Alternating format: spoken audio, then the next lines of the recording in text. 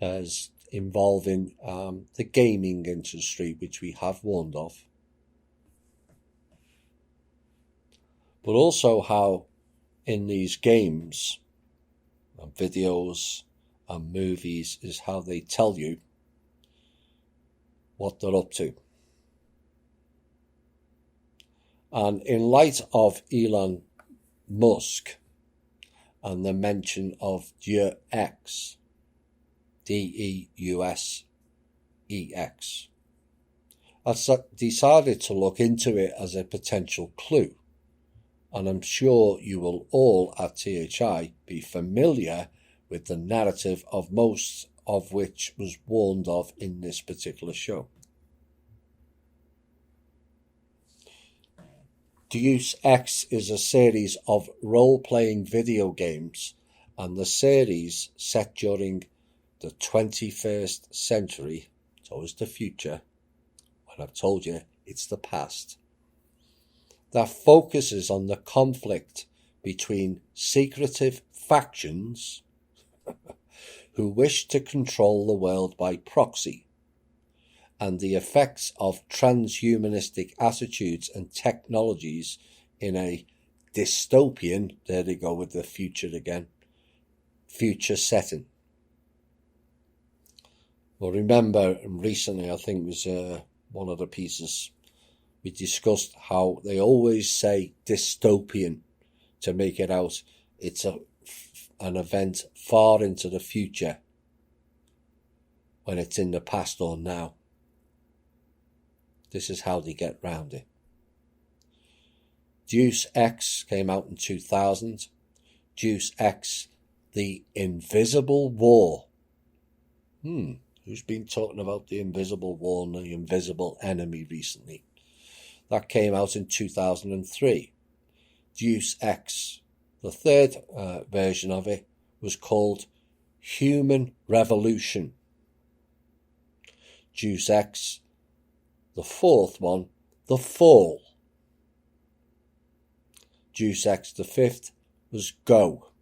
And Deus Ex, the final one, Mankind Divided.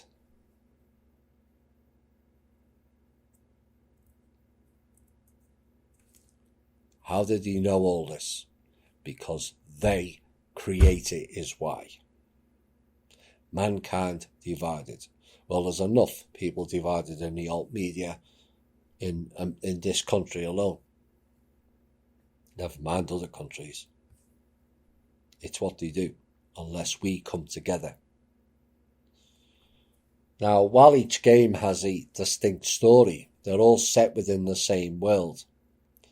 An Earth of the future which has evolved a dystopian cyberpunk society. And in this setting, several organizations compete for overall control of the world. Several of the societies mentioned or shown are inspired by real-world and invented secret societies and conspiracy theories. They always have to throw that in. But the one constant through this whole series is the Illuminati. Although FEMA, Majestic 12 and the Knights Templar are also featured in the game. Funny that, isn't it? And the main characters in the series possess artificially acquired superhuman abilities, referred to as augmentation. Now, Deus Ex takes place during 2052, it says, while the world is facing a crisis caused by a mysterious nanovirus called the Grey Death. Sound familiar? And in the midst of the crisis, J.C. Denton, who is a nano-augmented rookie agent for the United Nations Anti-Terrorist Coalition. Remember, we are the terrorists. Is sent to eliminate terrorist cells, but ends up drawn into the various schemes of, quote, rival factions and secret societies who are responsible for the epidemic. Hasn't that just happened? Rival factions and secret societies who are responsible for the epidemic of the nanovirus. J.C. Denton, once he arrives in Area 51, has the choice between neutralizing technology and plunging the world into a second dark age, allying with the Illuminati or merging with, quote, an advanced AI so as to impose a benevolent dictatorship. You believe that, you'll believe anything. And the Invisible War takes place 20 years later, after a massive economic depression. Isn't that unfolding now? And a period of war called the collapse. What that's referring to is the economies. And also the collapse of people's frequency as well.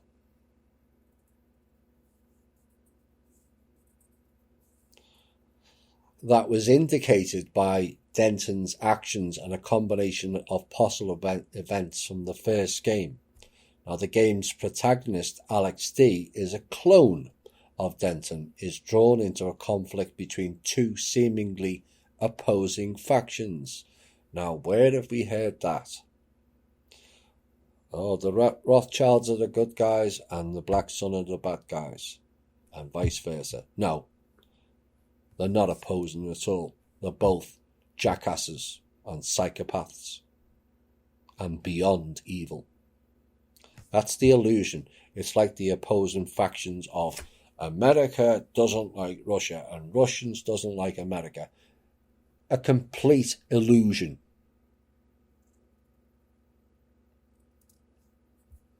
And Alex D learns of conspiratorial factions which seek to drastically change the world, including J.C. Denton. Now, Alex can perform missions for any of them and eventually becomes able to choose which organisation should rule the world.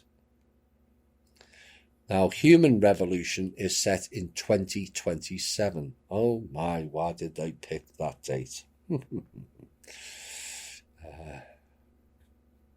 Maybe that's important, that date, or that year. 25 years before the first title, where corporations have extended their influence past the reach of global governments. Sound familiar? Isn't that what was covered in Continuum? The world was run by corporations. And the development of biomechanical augmentation, robots,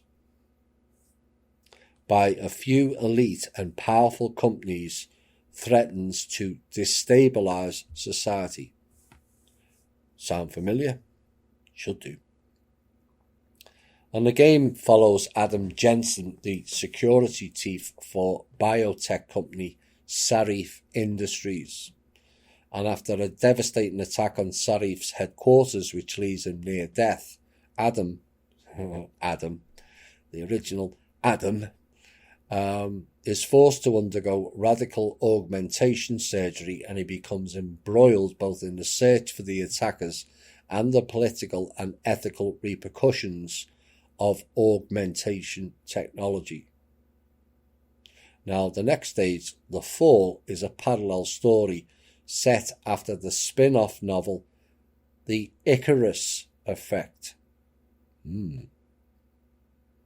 That term refers to the phenomenon of businesses failing abruptly after a period of apparent success, where this failure is brought about by the very elements that led to their initial success.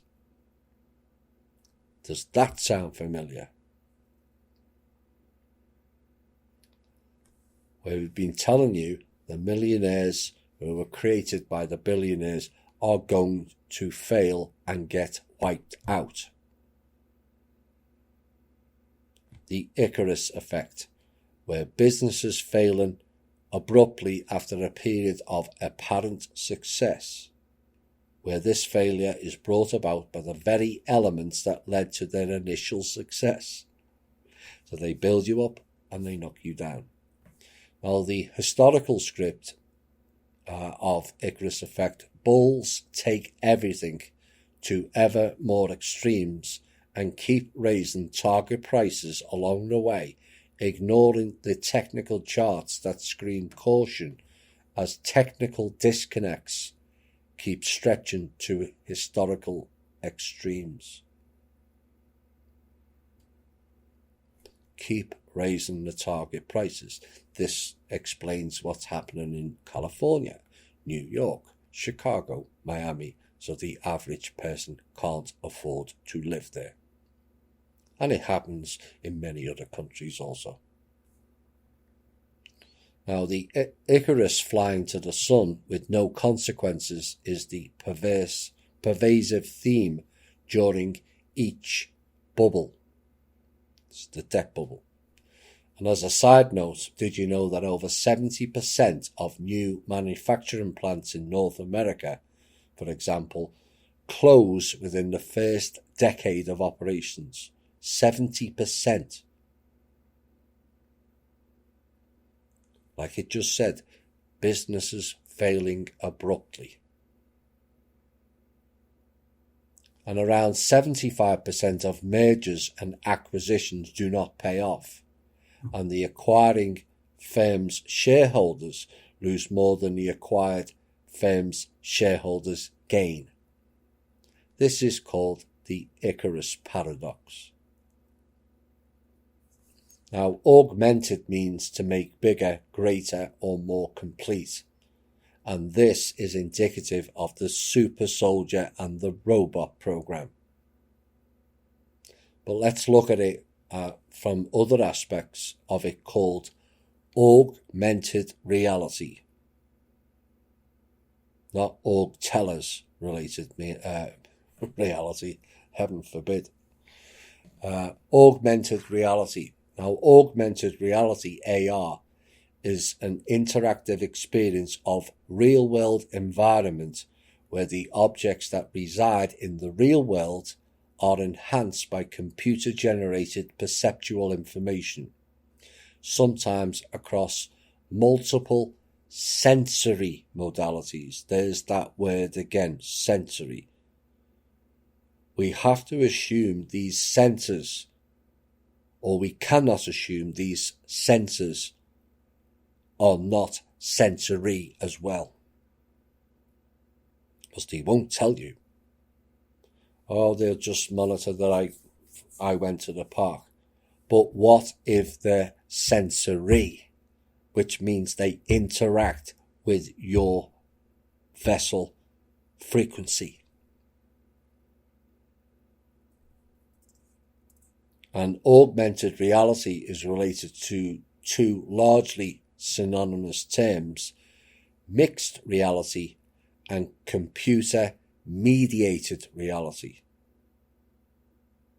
That is what the smart cities are about.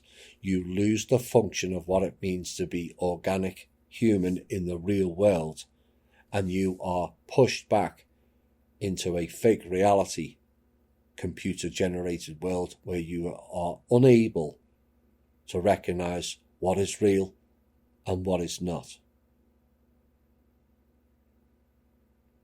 And it follows the story of Ben Saxon, an augmented former British SAS mercenary, wonder why they mentioned them, who is on the run from his former employers and a group of augmented mercenaries that play a crucial part in the plot of Human Revolution. They have had those augmented mercenaries a long time. Some of the cops are augmented. We warned about this back in Cosmic Voice. Eric Prince of Blackwater infamy was building robot armies in China in the decade before this one. Yes, they'll wheeled out the clumsy, rugged versions like Anne, whilst hiding how far it's really developed behind the scenes until they generate another event, a fear or false flag, and then they roll it out. Because you're going to need it for your safety, you see. It's not for our safety, it never was. Now, Mankind Divided is set in 2029, 2 years after the events of human revolution, in a world dealing with the consequences of the previous game's events. And regardless of the choice made by Adam at the end of human revolution, the Illuminati have twisted his message and augmented individuals are persecuted and feared. So a disillusioned Adam works with an international task force, hinted to be the precursor to the United Nations ATCO group, designed to stop the rising wave of terrorism brought on by disenfranchised and desperate augmented. So in other words, they're going to program the bots to go completely nuts, whilst working under the cover of perpetrators of the events that led to the current state of the world. That's what Elon Musk was telling you. Now, most people will miss that stuff, but not this show. Final piece before the music break, and then the final summing up piece for tonight's show. Is not content with all of that technology which was in the sub-intel, it's in the op-eds. The NSA launched their new software program recently called GHIDRA. GHIDRA. But when you look at it closely, and you know how they like to change the vowels around, is it the Masonic G matched with the Hydra, spelt with a Y, not an I? Well, their logo gives it away, because the logo of it is a red dragon snake shape in a Mobius loop, and a case of all hail Hydra, for those familiar with Agents of S.H.I.E.L.D. That program is a glorified version of the faction fighting between the Rothschilds, where they tell you the Agents of S.H.I.E.L.D. are the good guys, no they're not, and the Black Sun fighting, which is Hydra. Then I saw this line, where on the launch of it, it says, "We look forward to more collaboration with the open source community in 2020. Oh my. Open source is the NATO handbook developed by the CIA agent Robert David Steele. And our Clowns in Panic show proving correct again. Now what this confirms is the links between the CIA and the British subsidiary companies of GCHQ, now known as the NSA. All going on your phones. The software is going on your phones. They call phones cells. Cells are for jailed people, are they not? Like social distancing is mirroring solitary confinement, where your jail cell is your own homes. And people who think their phones are smart, nope, dumb, not smart. Even worse is Alexa-type machines, smart fridges, and smart home security devices, all part of the spying and the representation of the jailing of the people. Cells, social distancing, stay at home, solitary confinement. This is how these people think, and we have to match that level of thinking to understand what they're getting up to. Do you still want your AT&T home security system? Because if you do, next time you stand next to the box, say hi to Langley, Virginia, and hi to the NSA, because they will not only be viewing you, but they will be listening to you as well.